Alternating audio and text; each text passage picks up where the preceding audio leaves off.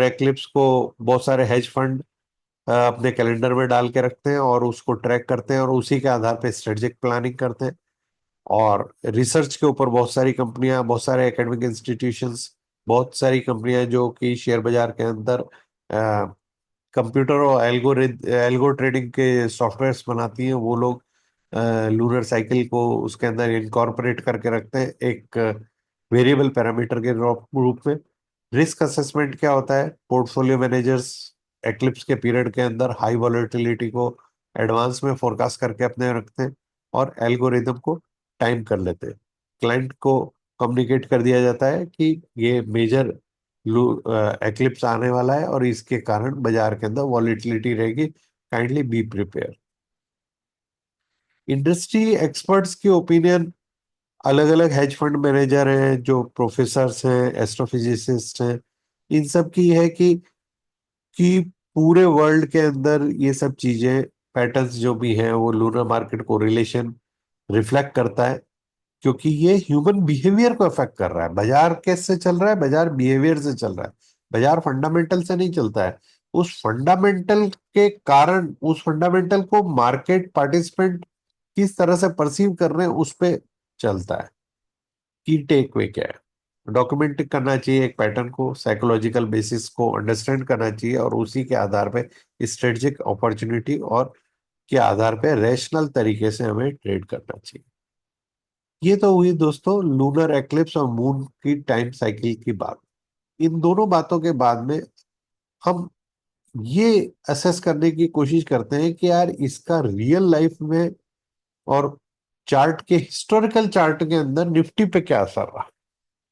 ये आपके सामने एक निफ्टी का चार्ट है। इस पे ये जो पिंक लाइन आपको दिख रही है, ये ये वाली पिंक लाइन 13 और 14 मार्च की है, जो कि ट्रेडिंग अपने यहाँ पे, चूंकि ट्रेडिंग हॉल्टेड है इसलिए आज छुट्टी थी और कल और परसों 2 दिन हो गए, तो इसका मतलब है मंडे हमारे लिए ये मून मून टाइम साइकिल और एक्लिप्स के बाद की ट्रेडिंग डे होगा। और अगर उस दिन बाजार अपसाइड के अंदर खुलता है तो एक नए अप ट्रेंड की शुरुआत होगी। ये मैं कैसे कह रहा हूँ? क्योंकि हमने ये पाया है कि जब भी ये एक्लिप्स आया है, इसके बाद अपसाइड की तरफ ही बाजार मूव कर रहा है। ये अभी हम देखते हैं। ये डेट्स हमने कैसे निकाली है?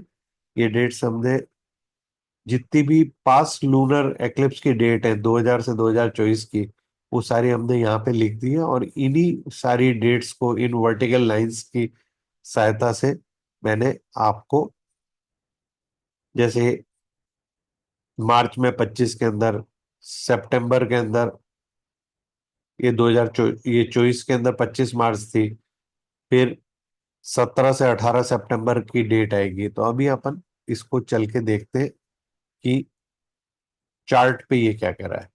एक और चीज अपन देखना चाह रहे थे कि नेस्डेक आज कैसे बिहेव कर रहा है।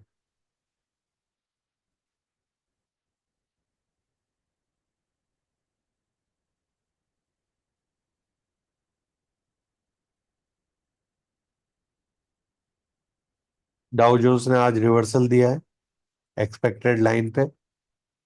ये पिछले 3 दिन का डाउन मूव था और उसने आज गैप अप खोला, और गैप अप खोलने के बाद में एक स्ट्रॉन्ग बुलिश कैंडल अभी बना के डाउ जोन्स बैठा हुआ है।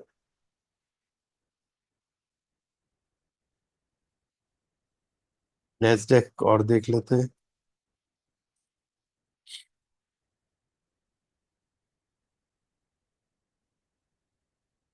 नेस्डेक ने भी एग्जैक्टली सेम पैटर्न। तो दोस्तों, जिस तरीके से मैंने आपको पहले भी बताया कि अगर अगर इस ट्रेडिंग पैटर्न के ऊपर कोई आदमी इतना मेजर डाउन मूव के बाद भी, केवल इसलिए कि एक मून टाइम साइकिल है और लूनर एक्लिप्स है, बाजार को रिवर्स करना चाहिए, अगर इस हाइपोथेसिस जो कि मैंने अपने पास डाटा को देखने से बताई है, तो आज की तारीख में उसका ट्रेडिंग बहुत ज्यादा सक्सेसफुल मानी जाएगी और उसको बहुत लुक्रेटिव बेनिफिट हो सकता था अगर वो इसको फॉलो कर रहा होता। हाँ।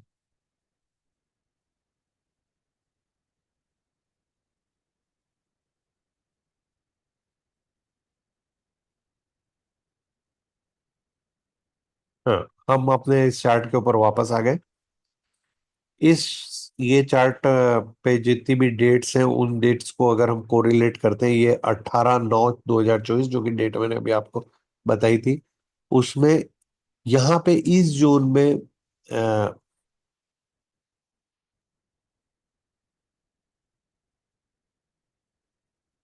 इस जोन के अंदर कोरिलेट एक कंसोलिडेटेड मूव था, और इस लूनर एक्लिप्स के बाद इसने एक अच्छा स्ट्रॉन्ग अप मूव दिया है। सेम पैटर्न यहाँ पे भी है।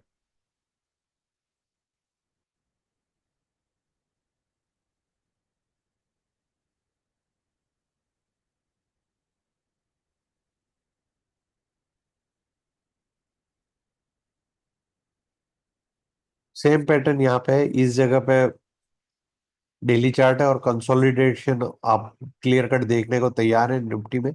और इस जगह से ये अगर अप मूव देने के लिए रेडी है, क्योंकि पास्ट में भी इसने ऐसा ही किया है।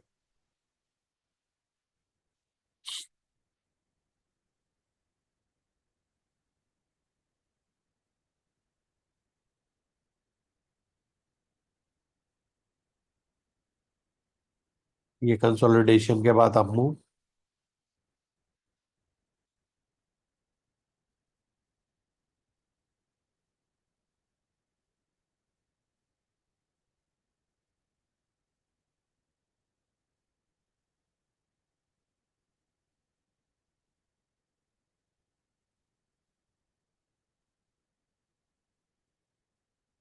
ये इसके बाद का अगला लूनर एक्लिप्स था 22/3/2024 को।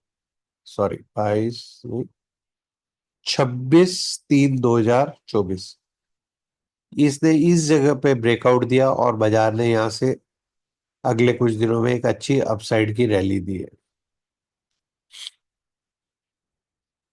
नेक्स्ट, यहाँ पे वापस एक कंसोलिडेशन का जोन था, और उसके बाद में लूनर एक्लिप्स के बाद में एक बहुत स्ट्रांग अप मूव आपको देखने को मिल रहा है।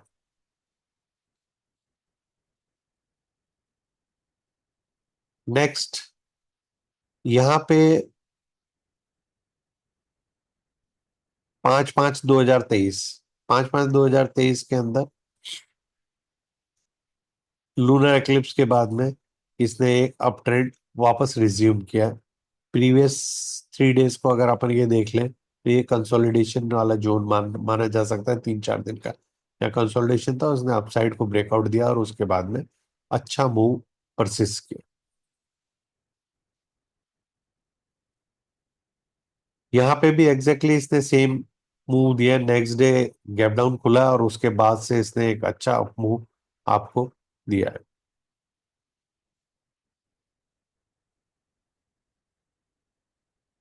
यहाँ पे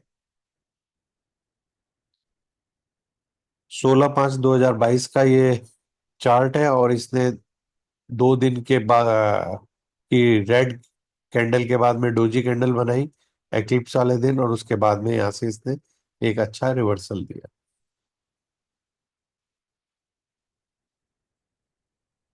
ये एक डेट ऐसी है 18/11/2021 की, कि जिस दिन के बाद में इसने डाउन मूव परसिस्ट किया और कोई रिवर्सल नहीं दिया। फिर हम वापस पहुंच गए हैं 26/5/2021 को। इसमें वापस आपको देखोगे कि एक्लिप्स वाले दिन के बाद में अप मूव आपको बाजार के अंदर देखने को मिला। और ये हम आ गए 27/11/2020। 27/11/2020 के बाद में एक्लिप्स के बाद में इसने एक अप मूव दिया। और 27/11 के बाद 7/6/2020 का अप मूव है, और उसके बहुत शॉर्ट ड्यूरेशन में दो एक्लिप्स पड़े थे, इन्होंने इसे रेयर इवेंट होती है। और उसके बाद में प्रीवियस एक्लिप्स के बाद में इसने एक डाउन मूव। तो ओवरऑल हमने क्या पाया कि मून का हमारे जीवन पे बहुत ज्यादा इफेक्ट पड़ता है, और उसके इफेक्ट के चलते शेयर बाजार को अफेक्ट करना, मून टाइम साइकिल को कोरिलेट करना ट्रेडिंग के लिए बहुत जरूरी है। और हम ये अगर अपनी ट्रेडिंग के अंदर मून टाइम साइकिल्स को बहुत क्लोजली कोरिलेट करेंगे तो हमारी ट्रेडिंग हमेशा इंप्रूव होगी, और हम इस तरीके के लूनर एक्लिप्स और मून टाइम साइकिल को अपने ट्रेडिंग के अंदर अगर जोड़ते हैं तो एक नया टाइम प्रोस्पेक्ट हमारे प्राइस के साथ में, टेक्निकल एनालिसिस, प्राइस एनालिसिस और टाइम प्रोस्पेक्ट को कोरिलेट करने से हमारी ट्रेडिंग और इन्वेस्टमेंट की सक्सेस रेट बहुत ज्यादा बढ़ जाएगी। इसी के साथ मैं आपका दोस्त डॉक्टर अरुण कुमार सिंह, जयपुर से, आपसे विदा लेता हूं। आपके लिए अगला सप्ताह ट्रेडिंग और इन्वेस्टमेंट के हिसाब से बहुत अच्छा रहे। मैंने अपने चैनल के ऊपर निफ्टी का वीकेंड एनालिसिस भी पोस्ट किया है, और